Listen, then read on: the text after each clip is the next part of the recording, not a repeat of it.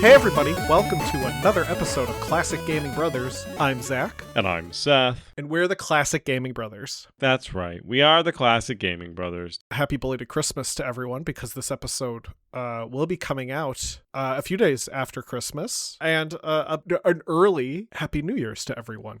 So, Zach, what have you recently been playing? Seth, recently I've been playing The Outer Worlds 2, a game that you were recently playing. I was. The game, as Seth had mentioned last time he played it, is released in 2025, developed by Obsidian, published by Xbox Game Studios. I've been playing it on Steam. I picked it up not too long ago. It was actually picked it up as part of Cyber Monday, I believe. They did a flash sale, and it was like 10 or 20% off. But it's a good game. I really like it. I'm not going to talk too much about the game itself beyond what I've been playing, because Seth already talked a lot about Outer Worlds 2 when he talked about it. But I've been playing a different character than Seth has been playing. I've been playing a renegade who's also pretty smart. I have the genius trait, I think. Ooh. So I was allowed to pick 3 starting skills, and my skills are primarily in guns, hacking, and lockpicking, but I've been rounding that out with a little science and engineering. Engineering is a really good skill in that game. I learned!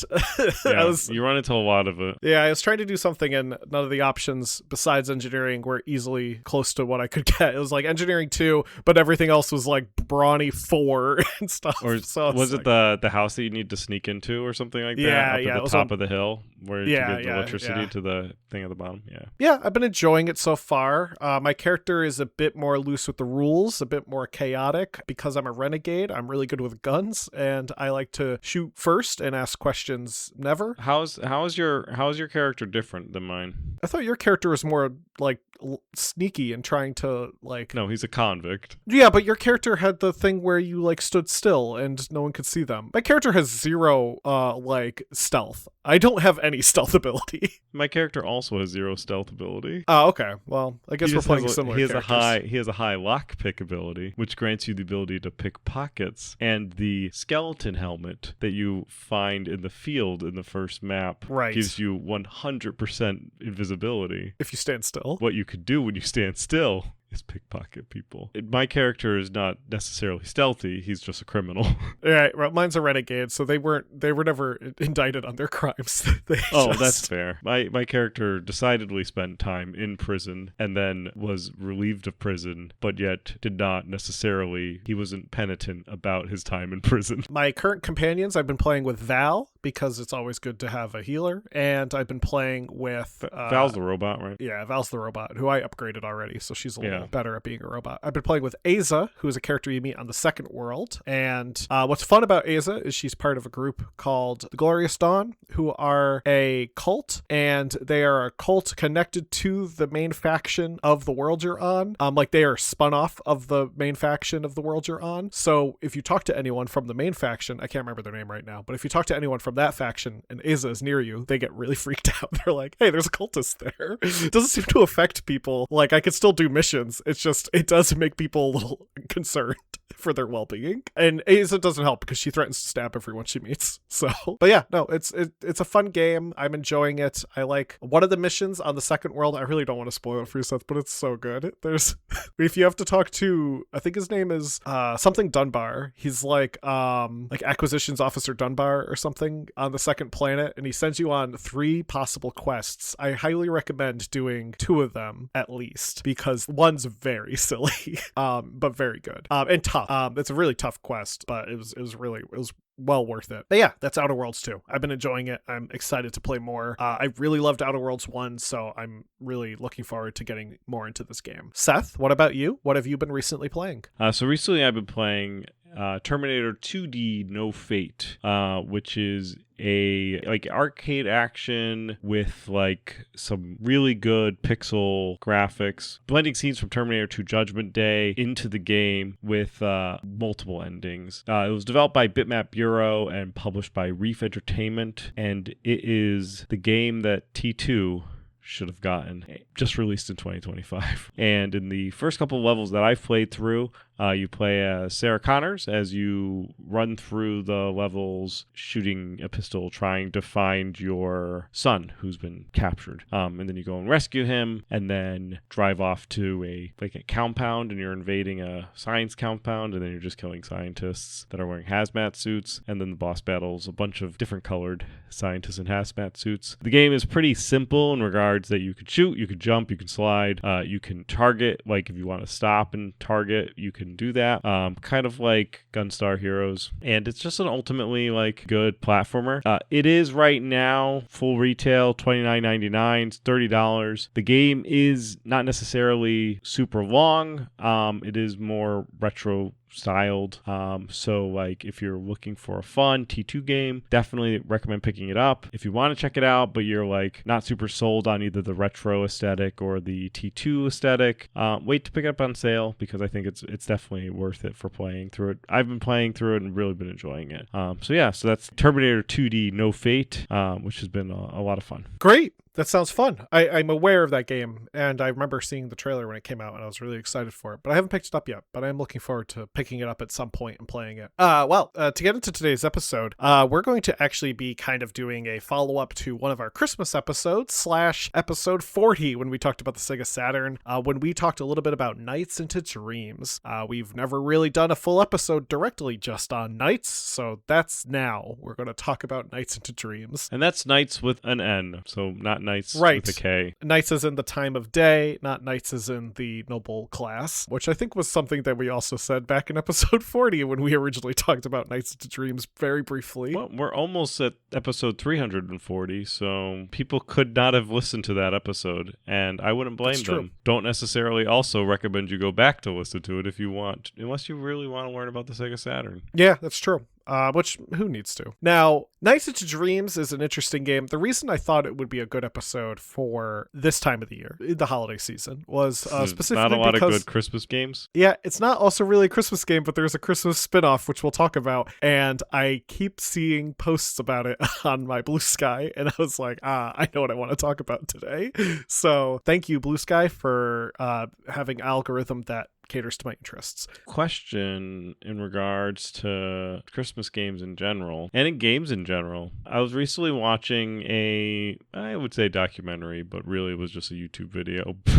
Was recently watching somewhat of a documentary where they were talking about holiday games. I think Suzanne was watching that exact same video. Yeah, it was a video about holiday games and how they don't make holiday games anymore, but here are some games that are kind of holiday games, and this guy only identified for holiday games, truly games set in the holidays, was Spider-Man Miles Morales and The Division. And I think there was one other game. But there's not a lot of games set. There's a lot of Christmas movies and other media, but there's not a lot of games set in there. Mostly because you can have a long development time and the game's only going to sell in a limited amount of time. Horror games will sell year round. Really will sell in Halloween, but Christmas games really only have a short life. And beyond Elf Bowling, not a lot of Christmas games. So it's hard to do a Christmas episode every year. Well, it's kind of like Christmas movies where you only really watch them Christmas season, and then the moment Christmas season's over, you're not watching Christmas Story in January. To get into the episode, Nights into Dreams was developed for the Sega Saturn, though original plans for it dated as far back as 1992 when the Sega Technical Institute, or STI, was working on Sonic the Hedgehog 2. Programming for the game officially began in 1995 when Yuji Naka decided to begin the project, acting as lead programmer. Naka previously had been the co-creator of Sonic the Hedgehog and was the president of Sonic Team, which is another name for Sega Consumer Research and Development Department number 2. I can see why they go by Sonic Team. It's less of a mouthful and it has a better ring to it. Now, prior to developing Nights, Naka had been working with Sega of America, but became frustrated with the Sega 32X. He returned to Japan so that he could work on the Saturn, and then immediately became frustrated with working on the Saturn because he thought it would be a fully 3D system and didn't realize that the hardware limitations kind of prevented it from doing what he wanted. In any case, he returned to Japan, and Sega said, hey, we have this great new system out. We'd really like for you to make a Sonic game for it. And Yuji Naka said, no. Instead of making a Sonic game for the Sega Saturn, Yuji Naka decided he wanted to take a break from Sonic. So he persuaded Sega to let him work on Nights into Dreams with the promise that it would be out in a timely manner. It was not necessarily out in a timely manner, and that is something that Yuji Naka regrets, apparently, I don't know, to this day. Spoiler alert, he's if I remember correctly, currently in prison. But Yuji Naka at one point was interviewed and said he regretted working on Nights into Dreams for so long because Sega never got a proper Sonic game for the Saturn, and that is considered one of the reasons why the Saturn failed. There are other reasons why the Saturn failed, which you can hear about in our Sega Saturn episode. To contrast with the fast pace of Sonic the Hedgehog, Naka wanted Nights into Dreams to be a bit slower. This changed, however, and the game soon had a much quicker pace to it, and that would be the quicker pace that would settle into the final product. However, I wouldn't say Nights into Dreams is like a Sonic game. It's not as fast. Another plan was for the character to be a 2D sprite on a side-scrolling level, but this was shifted to 3D. Again, not great 3D, as the Saturn has some limitations, but it's pretty impressive for the time. The whole team was worried about working in 3D, as Naka himself didn't know if the characters would even look good in 3D with a low polygon count. He really liked sprite work because with sprite work, you can kind of make your characters look really emotive, but with polygons, you're limited to how those characters could look in terms of their design. The characters in Nights into Dreams were created by Naoto Oshima, and he based the characters on a variety of influence from his own travels throughout Asia and Europe. The character of Nights themselves was intentionally designed to combine Western and Eastern aesthetics, and also to be a non-gendered character in order to better mirror whoever was playing the game. Other elements of the game were inspired by different anime, they were inspired by Cirque du Soleil, and apparently in actual dream research from people like Sigmund Freud and Carl Jung, such as characters of Clarice and Elliot, who were two of the main characters in Nights into Dreams, being inspired directly by Carl Jung's animus and anima theory, which are regarding the unconscious masculine and unconscious feminine elements of the human psyche. The game itself was built on Silicon Graphics workstations and was tested on Saturn emulators that ran on Hewlett-Packard computers. Because there really weren't any games to use as a reference point, the team reportedly had to redesign a few of the levels numerous times. The team also didn't use the Sega graphics library and opted instead to utilize their own custom libraries. Sound effects were recorded in the Sonic team offices at night, as the team lacked a sound booth to properly record audio. Just like Weird Al, where he recorded his first single in a bathroom. Instead of using anime-style cutscenes, the team also opted to generate cutscenes as 3D rendered videos in order to potentially appeal to a global market that may be more resistant to anime. The project took a decently long time. While the main brunt of the programming was done within 6 months, the team ran into issues where they were trying to finalize the project onto a CD-ROM. They even considered splitting the game into 2 discs, but they were able to properly fit it into one, which is helpful because swapping discs on old consoles was a pain in the ass. The controls were also a problem. The Saturn has a standard directional pad, similar to a Sega Genesis, and Nights was a 3D game. Guess what's really difficult to do with a standard directional pad? Go in a third dimension, like a joystick. Joystick would be real useful. Guess what the Sega Saturn did not have? The team started to prototype alternate controllers that could properly control Nights while they flew, which led to the development of the Saturn 3D controller. So if you're happy that your Sega Saturn had a joystick, you can thank Nights into Dreams. The 3D controller would use an analog stick and would be bundled with some copies of the retail release of Nights into Dreams. Nights into Dream was released in July of 1996 in Japan, August in North America, and September in Europe. Another release was put out towards Christmas called Christmas Nights into Dreams, which included as part of a Christmas Sega bundle and distributed to Saturn owners for free in Japan. Outside of Japan, it was given away with the purchase of a Saturn game or in issues of Sega Saturn Magazine or Next Generation Magazine, because this was the great era when you bought a magazine and you got physical media with it. Yeah, it was a cool era. Now, Christmas Nights was developed in a much quicker time than the original Nights into Dreams, mostly because the game was already developed, so all they had to do was change a couple of the assets around. It was started in July of 1996 and developed over the course of one summer. One designer of the game, Takao Miyoshi, reflected that they spent the entire summer listening to Jingle Bells while locked into the Sonic team office, which horrible. sounds and also miserable. Like our workplace. Now, the story follows the 2 main characters of Nights, who we're going to talk about when we go into the story and the gameplay. These characters are called Elliot and Clarice, and they're going on an adventure with knights to retrieve the Christmas star that is missing from the top of a tree. And they have to travel to the land of Knightopia to find it. Christmas Nights contains the full version of Spring Valley, which is the first level of Nights into Dreams, and there are timed events that correspond with the Saturn's eternal clock. If you play Christmas Nights on Christmas, December 25th, item boxes will be replaced with Christmas presents, and rings, not like the ring Sonic collects, but there are rings in the game, are replaced with wreaths. There are also changes that are made throughout the rest of the year, such as on Valentine's Day, or New Year's Day, or April Fool's Day. I read that the April Fool's Day change is that the character of Knights changes to the character of Riala, who is the villain in Nights into Dreams. Notably, Christmas Nights into Dreams contains a minigame called Sonic the Hedgehog Into Dreams, where you play as Sonic in Spring Valley and you have to fight Dr. Robotnik in a boss fight. It's a very interesting little minigame because it's Sonic running around a Nights into Dreams level. Sonic does not have the ability to fly, so you cannot use the flying mechanics of Nights into Dreams. And then when you fight Robotnik, he looks kind of like a giant clown, and you have to like jump on him and bounce him around. It's very interesting, and it would also be one of the very, very few 3D appearances of Sonic on the Saturn. The other two were Sonic 3D Blast, a port of a Genesis game, which isn't really 3D, and Sonic Jam, which is a compilation that has a 3D Sonic section to it that is not a full game. Oh, and Sonic R, I guess. Yeah, Sonic R, which was a racing game. Sonic never had a really good outing on the Saturn, did he? Nights into Dreams takes place in a dream world, broken up in Knightopia and Nightmare, which are two realms of this dream world. The realm of Nightmare is ruled by Wise Man the Wicked, and Wise spelled with a Z, a being who creates jester-like nightmare creatures, because that needs to be a thing. Two of his creations are Knights and Rila, who are created as level 1 Nightmarians. He was kind of lazy when it came to naming knights. Yeah, he was. Because Rila is actually like a decent name, right? I guess. Yeah, it's a good name. Yeah. Well, it's not a name that's literally just knights. If you're a nightmare, they're like, this is a Nightmarian creature, and I will name it Knights. To be fair, his name is Wise Man the Wicked. Not a good name either. He's got to be. He likes his alliteration, except when it came to Rila. It'd be like naming, like if you had a human and you were like, I created this human and I named them Hugh. Hugh. Middle name Man. Man.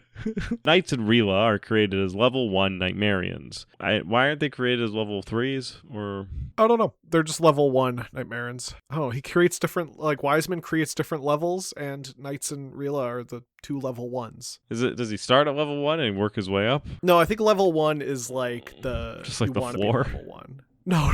I think it's like level 1, like they are the top of the top. Oh, the top. They're the top level 1. I got you. However, Knights rebels against Wiseman. Due to the rebellion, Wiseman would go on to imprison Knights inside a container made for Dreamer's idea, which are covered spheres that make up Dreamer's personalities. Rila would continue to serve as Wiseman's right-hand enforcer. The main story, though, doesn't follow these people. It follows Elliot and Clarice, who are 2 teens who live in the city of Twin Seeds, which sounds like the Twin Cities, which is like, what, Minneapolis and Annapolis or something like that? Yeah, maybe they live in Minneapolis. Live in a Minneapolis. I don't even know if I can find Minneapolis on a map. And after a pretty lousy, it's in Michigan, isn't it? Or is it in Minnesota? Minnesota. I think it's Minnesota. Yeah, it's Minnesota. So what's the twin city of the Twin Cities? St. Paul. St. Paul and Minnesota and Minneapolis. Yeah. Anyway, after a pretty lousy day, because they live in St. Paul, both began to suffer from nightmares. And no offense to anyone who lives in St. Paul listening to this podcast. Who's listening to this podcast? Garrison Keeler? Yeah, that's right. Down in Wake Wobegon. They escaped into Knightopia, and they meet and discover that they have the red idea of courage. So they have a red little sphere of courage. They then go and release Knights, who then convinces them to join the rebellion. Yeah, basically.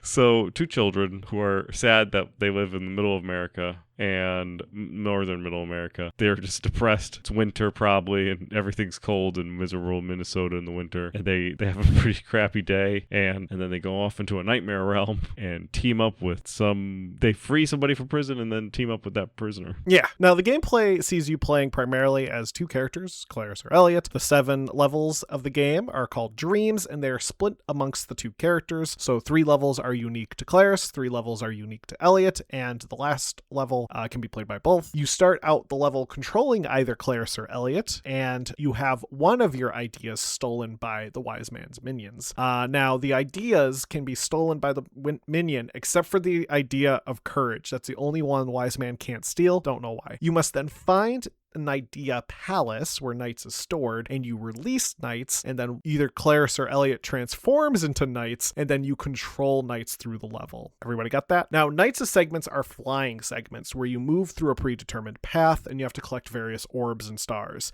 There is a time limit. I think the more like orbs and stuff you collect, you kind of extend the time limit out, but eventually, as you're playing as knights, you will fall and you will turn back into Claris or Elliot, and there's also an overall time limit for the stage, and if you run out the time limit, Claris or Elliot will wake up. One element of the game that we didn't really touch upon when we were talking about the development of the game was the creation of a life. A life, stylized as A-life, is the life of the various Knightopians who exist in the game of Nights into Dreams. Now, these Knightopians aren't necessarily, they're important to the game. They're just not necessarily heavily important to the plot, but you'll see them in the background when you're playing a game of Nights into Dreams. There's these small little characters that you'll see doing different things and reacting different way. These characters have their own AI, and that is what the A-Life are. These characters have an AI that is dependent on a whole bunch of different things. They have their own mood. They can mate with each other to create new Knightopians, so sometimes there'll just be more of them, and their mood also varies depending on how well a player does. So if you're not doing great, sometimes the A-Life will be in a bad mood, and the music will reflect this. If the music, for example, is more upbeat, it means the A-Life are happy. If it's less upbeat, that means the A-Life are not happy. The A-Life are also dependent on the system clock in the Saturn, and they will reflect different times of the day. So they will be like related to nighttime in the real world or daytime in the real world. It depends when you're playing the game. The A-Life are really, really interesting. They can also influence the levels you're playing in, and they were a really cool, interesting concept that would go on to inspire the Chow in Sonic Adventure, who are these artificial life characters that you can care for and raise in Sonic Adventure. So just a neat little element of Nights into Dreams that later influenced Sonic games. Now, Seth, how did Nights into Dreams do? Nights into Dreams would do incredibly well in Japan, becoming the best-selling Saturn game and the 21st best-selling game in 1996. Arguably, in 1996, 21st is good. It's also not great. Yeah, well, that's 21st game of all of 1996. That's true. In Japan. But that means that there were also 20 games better than it. The Saturn version sold upwards of 392,383 copies in that year. The US also saw good sales, with some reports of the game selling out in stores and being a top seller for Christmas in 1996. I knew somebody who had a Saturn and had Nights into Dreams. I feel like It was, if you owned a Saturn, which was a big if you owned a Saturn, you would also own Nights into Dreams. I'm going to be honest with you. Not a lot of games are out for the Saturn, so I wouldn't be surprised if you own Nights into Dreams. Was it Harvest Moon on the Saturn? No, that was on the N64. There wasn't a Harvest Moon version on the Saturn? No, it's always Harvest Moon's always been Nintendo. What about Animal Crossing? Nope, that was also only in Japan on the N64 and then later on the GameCube. They got Nights into Dreams, I guess. The Saturn had a lot of RPG games, so if you really liked RPG games, you could get a Saturn. I think the Shining games were on the Sega Saturn. I think there was another Shining Force game on it, Shining Force 3. And like Panzer Dragoon was also on the Sega Saturn. That